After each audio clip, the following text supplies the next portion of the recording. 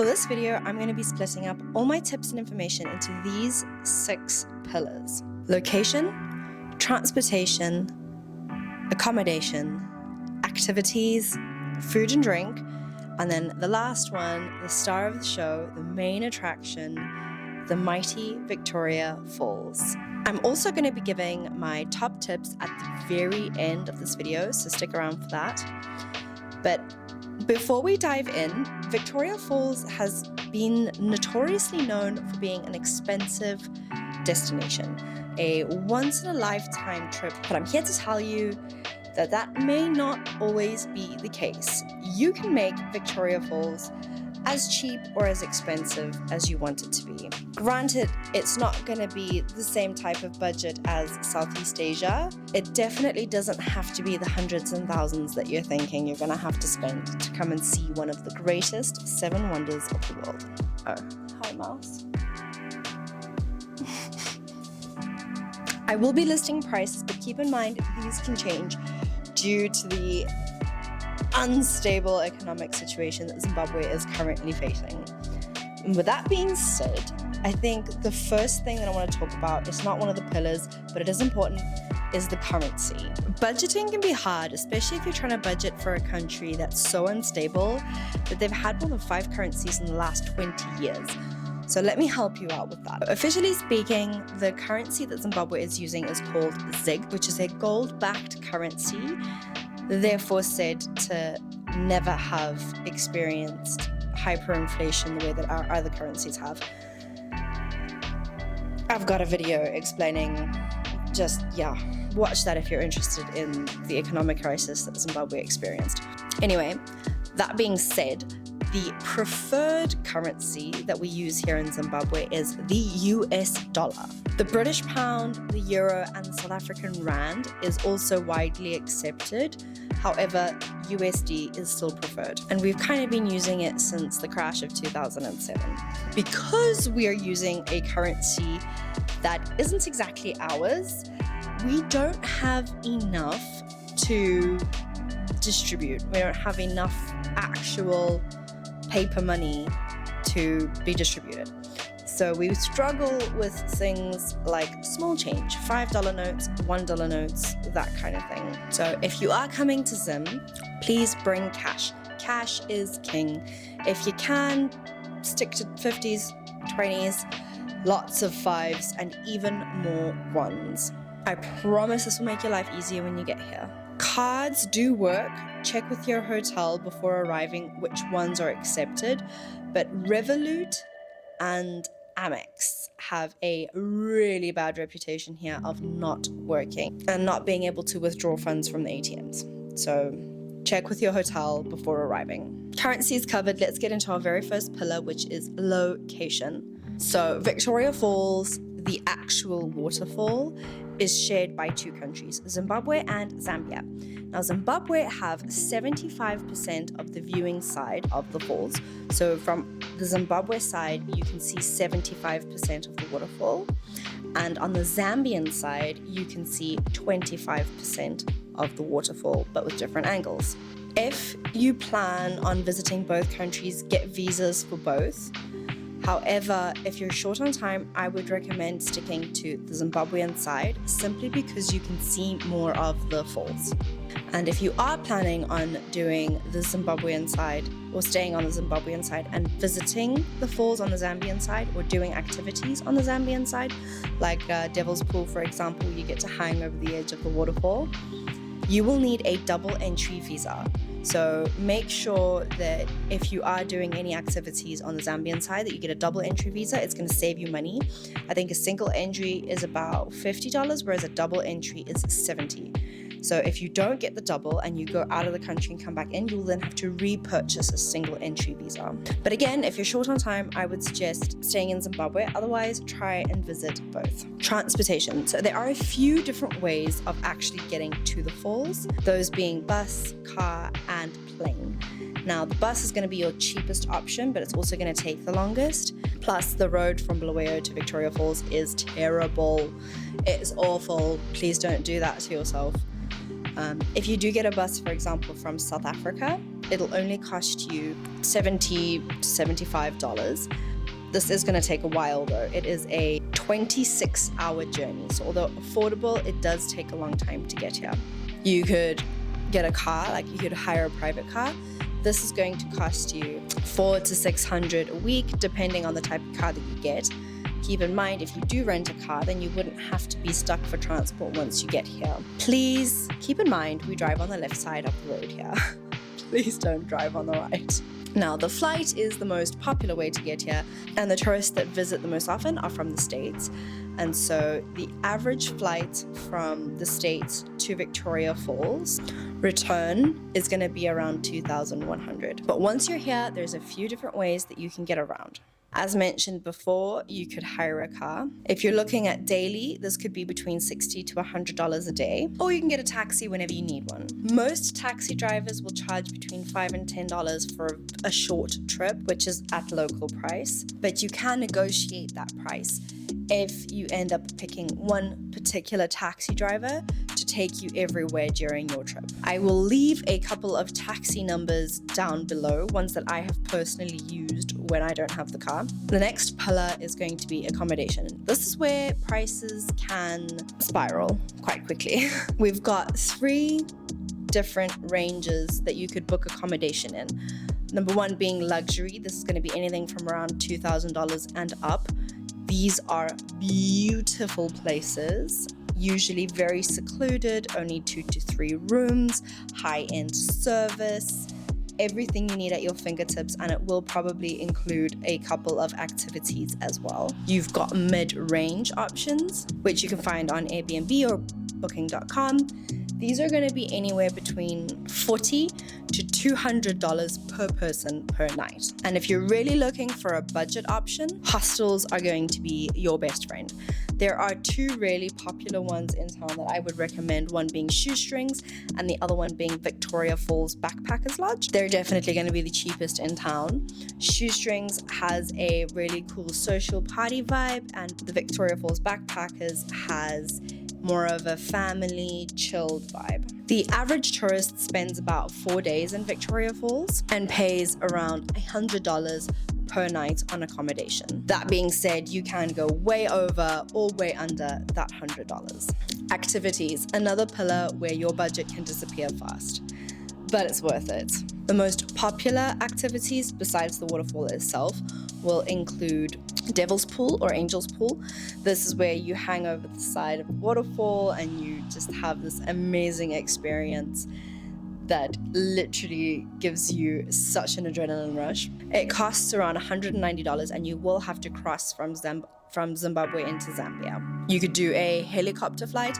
So this is called usually the Flight of the Angels because it is so beautiful to see the falls from above, and it goes for around $180 for a 15-minute flight. You could do a microlight flight, which is very similar, except you don't have any doors. Super thrilling. That's gonna cost you around $180. The gorge swing is great for adrenaline junkies.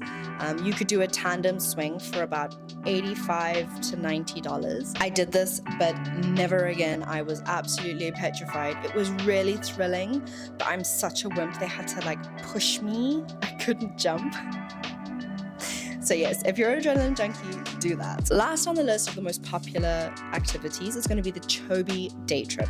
Now this, you will have to cross over into Botswana and you will need to make sure that you have the right visa for that. But it is a full day safari experience, and if you love elephants, you will absolutely love this because there has never been a day that I have gone and not seen the elephants, and there is always such an abundance of wildlife next to the river. Totally worth it. So keep in mind there are also packages when trying to book these activities. For example, you could do the adrenaline package for around $160 to $170, and this will include a tandem swing, zip line, and flying fox. Some other activities that you may not know about that I would highly recommend is the horseback safari, which is where you get to have this amazing safari experience on horseback, usually in the late afternoon so it's not too hot. But I can tell you there's nothing more thrilling than seeing these huge animals on horseback. It is really scary and really awesome at the same time.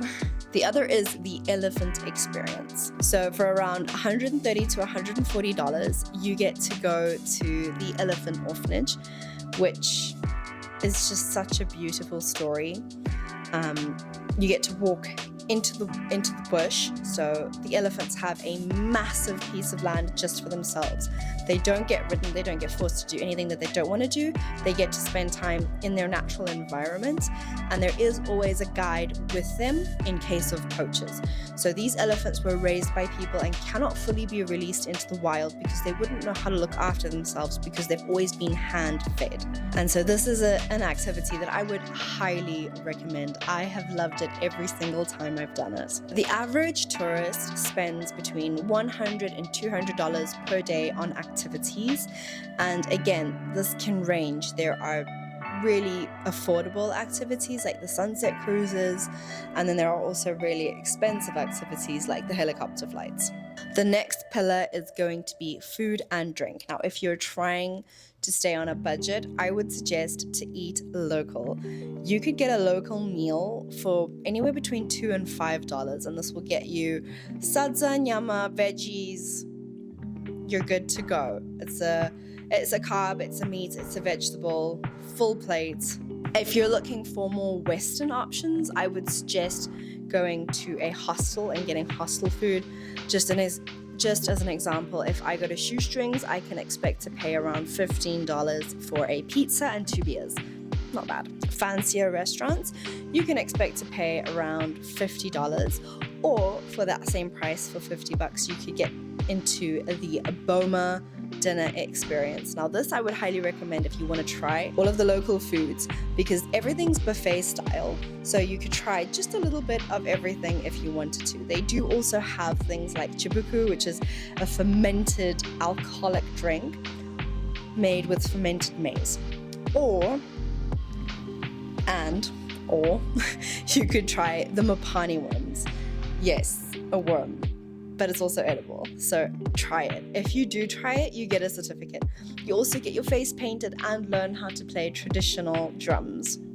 It is a really authentic experience. But if you do decide to do that, please book in advance because they do quite often run out of space. And while it's difficult to kind of set a budget for meals, if you're looking to do fast food and local food, you can expect to pay between $10 and $20 for 2 meals. Or if you're like at a mid-range restaurant, you can expect to pay around $30 for 2 meals. And if you're looking for a nice restaurant, then you're probably going to be looking at around $50 to $60 for 2 meals. With all those being said, the last pillar that we need to talk about is the main attraction, Victoria Falls. No camera can capture its beauty, and it's something that you have to see for yourself.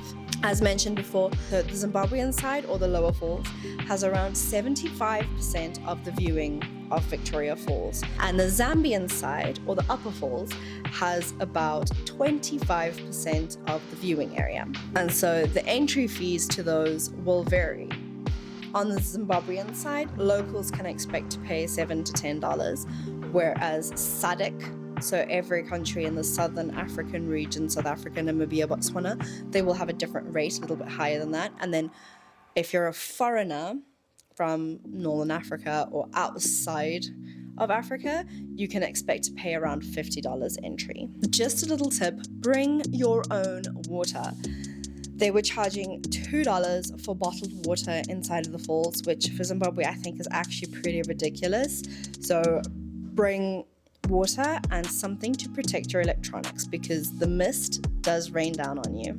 I do have some top tips on visiting Victoria Falls, but before I get to that, make sure you check out my guide in the description below, where you can find inside information into Zimbabwe, the culture, the languages that we speak, the population, all that kind of good info, a currency explanation breakdown, as well as where to locate the best ATMs to use with the Google Maps links, the things you shouldn't do during your visit, the best free things to do during your visit, packing list, as well as country-specific visa information, the best places to eat, drink coffee, grab a cocktail, all of those locations are in there with the Google Map links. The cool hidden gems that the tourists don't really know about here in Victoria Falls with their Google Map links. Emergency information and phone numbers for any kind of emergency, being it fire, police, wildlife, all those types of things. Other cool places that you can visit inside of Zimbabwe if you wanted to extend your trip, a page to see all of this specifically on your phone, and the 22 local foods that you absolutely have to try when you come to Zimbabwe. That being said, here are my top tips. Bring toilet paper. Unpredictable bathroom situations. I think that is enough said. When you leave your hotel room, just take a little bit of toilet paper, put it in your backpack or in your bag or whatever, and take it with you just in case. Be careful at night, please. There are wild animals on the road and some of the streets are not lit greatly, so it is going to be a mission to see them. Just be careful. Just this past week, we've had 2 incidences of cars driving into elephants, because I promise you they are the same color as the road and you will not see them if you're driving too fast. Don't feed the animals. Please don't feed the animals. They are wild, and when you feed them, they create a habit of learning that food comes from people, and when they don't get fed, they end up biting people. So if you feed an animal, the next person who doesn't feed that animal will get bitten. Please don't create such a terrible habit for the animals here in Victoria Falls. Also be aware of monkeys, warthogs and baboons as you're walking around in town. They have gotten used to people and they might even try and grab a bottle of water or something that's in your hand. Just be careful. Zimbabweans from abroad, please bring either your Zimbabwean passport or ID if you have one. Even if they're expired and you don't use them, it's great if you want to get local prices on different activities or into the falls. It's handy to have. Check your shoes before you put them on. There are all sorts of creepy crawlies that can be found in your shoes. Just make sure you look inside before putting it on. Don't leave your hotel room with the lights on. There are all sorts of bugs that are attracted to the lights, and it would be a very big surprise to come back to your hotel room and find a bed full of bugs. Bring a waterproof jacket. Trust me, the spray will get you wet at the falls itself, and so you're going to need something to protect your phone or any kind of electronics you have with you. Plus, it's just nice to not have your clothes soaked through once you leave the rainforest. And my last tip of the day is going to be go and download my guide. Trust me, you're gonna want it. As always, I've had a blast making this video. If you have any questions or if you need to know anything at all, let me know down in the comments below. And as always, I will see you again in the next one.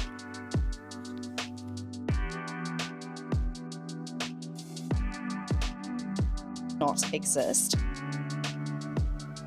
Hi. What are you doing? Hi. Madam, I'm trying to make a video.